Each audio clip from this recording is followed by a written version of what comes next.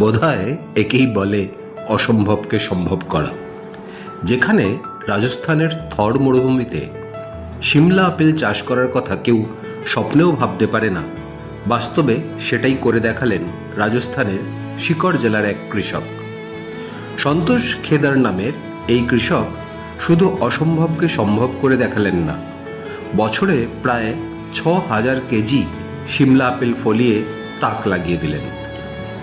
Apple, যেটা কিনা সাধারণত শীত প্রধান অঞ্চলের ফলন হিসেবে পরিচিত, প্রায় ৫০ ডিগ্রি তাপমাত্রার শুষ্ক মরুভূমিতে সেই আপেল ফলিয়ে দেখালেন রাজস্থানের এই গৃহবধূ। তবে সন্তোষের এই সফলতার কাহিনী মোটেও সহজ ছিল না। সেই প্রথম চারাগাছ লাগানোর সময় থেকেই তার প্রতিবেশীরা তাকে বারবার এই বলে বাধা দিয়েছেন যে তিনি যেন এমন অলৌকিক কাণ্ড ঘটানোর চেষ্টাও না করেন, কারণ তাতে সফল হওয়ার কোনো সম্ভাবনা নেই।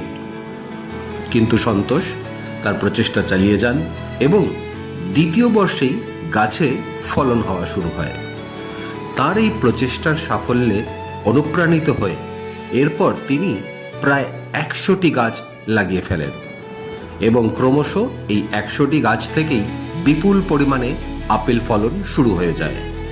ক্রমশ এই আপেল দারুণ জনপ্রিয়তা পেতে শুরু করে ও সম্পূর্ণ অর্গ্যানিক পদ্ধতিতে উৎপাদনের ফলে সরকারি স্বীকৃতিও পেয়ে যায়।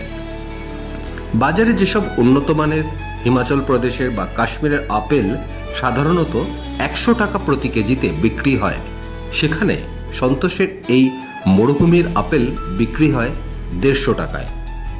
আর শুরুর দিনগুলোতে যারা সন্তোষ আর তার এই প্রয়াসকে ব্যঙ্গ করেছিলেন, আজ তারাই সন্তোষের সাফল্যে অনুপ্রাণিত হয়ে মরুভূমিতে আপেল চাষের উদ্যোগে নেমে পড়েছেন।